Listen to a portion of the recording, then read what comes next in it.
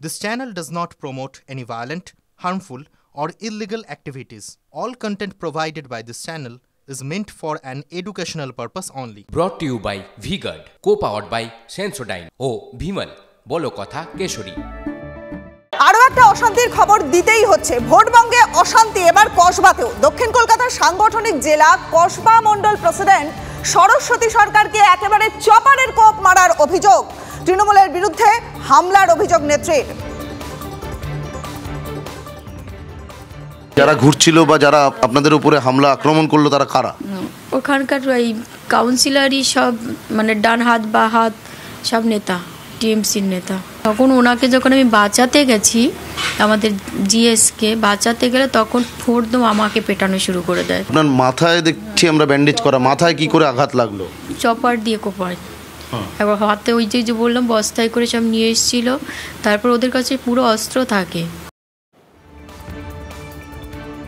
আমাদের প্রতিনিধি সুপ্রিয় রয়েছে আমাদের সঙ্গে। সুপ্রিয়, জানতে চাইবো যে এই কসবার মণ্ডল প্রেসিডেন্ট সরস্বতী সরকার, তাকে একেবারে চপারের কোপ মারার অভিযোগ উঠল তৃণমূলের বিরুদ্ধে। তার শারীরিক অবস্থা কেমন? দেখো, তিনি ইতিমধ্যেই হাসপাতালে গিয়ে তার শারীরিক চিকিৎসা করিয়েছেন এবং তারপর এই মুহূর্তে তিনি বাড়িতে আছেন।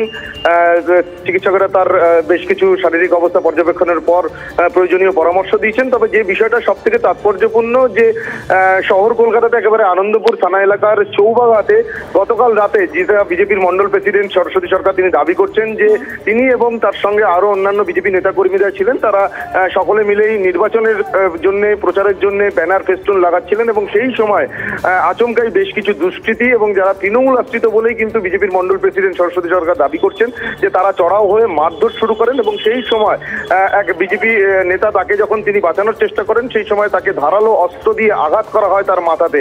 তার মাথায় 5টা সেলাই পড়ে এবং তার পরবর্তীতে তারা ইতিমধ্যেই আনন্দপুর থানাতে লিখিতভাবে অভিযোগ দায়ের করেছেন এবং নির্দিষ্টভাবে যাদের উপস্থিতি ছিল তাদের নাম উল্লেখ করেই কিন্তু অভিযোগ জানানো হয়েছে, এমনটাও কিন্তু বিজেপির তরফ থেকে দাবি করা হচ্ছে।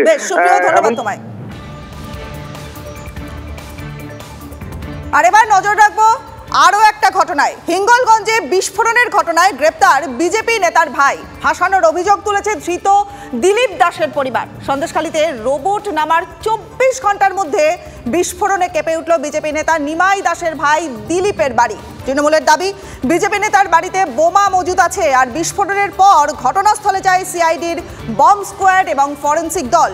আজ সকাল থেকে থমথমে হিঙ্গলগঞ্জ বিধানসভার শিমুলিয়ার কালীবাড়ি এলাকায় পুলিশের টহলদারি চলছে।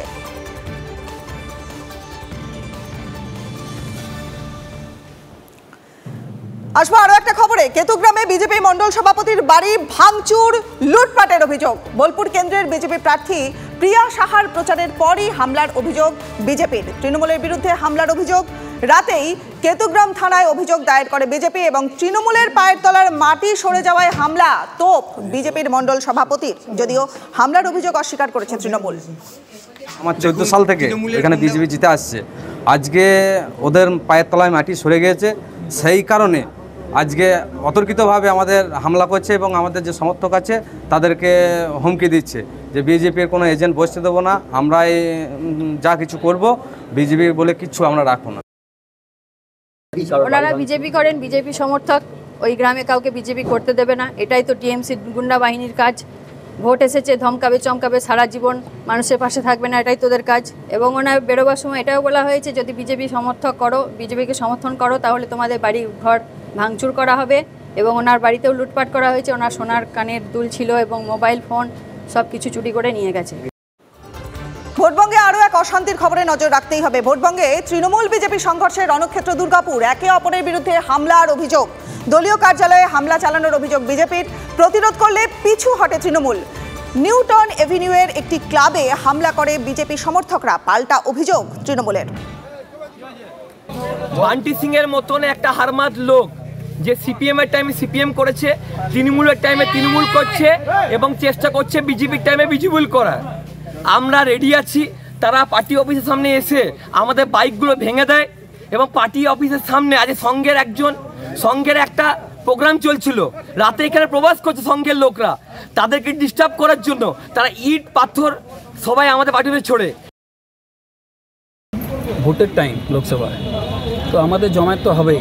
কারণ আমরা লোকের কাজ করি, আমরা বাড়ি বাড়ি যাই, লোকের সুবিধা অসুবিধাগুলো দেখি, তার জন্য আমাদের এখানে ভিড় হবে। প্রথম কথা। দ্বিতীয় কথা, বিজেপি যেটা বলছে সেটাকে আমাদের ভেবে লাভ নেই, কেন ওরা জানে আমাদের অস্তিত্ব শেষ, ওরা 5টাও সিট পাবে না।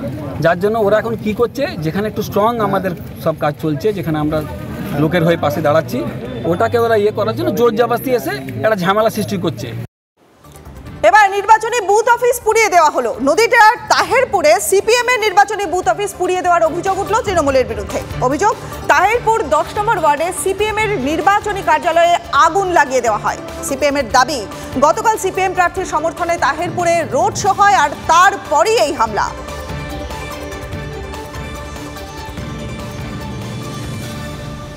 বারুদের স্তূপে ভোটমুখী মুর্শিদাবাদ। প্রাইমারি স্কুলের ভোট কেন্দ্রের কাছেই উদ্ধার হলো একেবারে সকেট বোমা। রেজিনগরের ছেতিয়ানি ঘোষপাড়া প্রাইমারি স্কুলের সামনে বোমা উদ্ধারে চাঞ্চল্য ছড়িয়েছে। ড্রাম ভর্তি 20টিরও বেশি বোমা উদ্ধার হয়েছে বলে পুলিশ সূত্রে জানা যাচ্ছে। দিন কয়েক আগেই এই এলাকাতেই বিস্ফোরণ ঘটেছিল আর তারপরই বোমা উদ্ধারের ঘটনা। এলাকায় ভোট সন্ত্রাস করতেই কি বোমা মজুত হয়েছিল? এলাকায় শান্তিপূর্ণ ভোট হবে তো? এখন এই একটাই প্রশ্ন ঘুরছে ফিরছে স্থানীয়দের মনে। Brought to you by VGuard, co powered by Sensodyne ও ভিমল, বলো কথা কেশরী।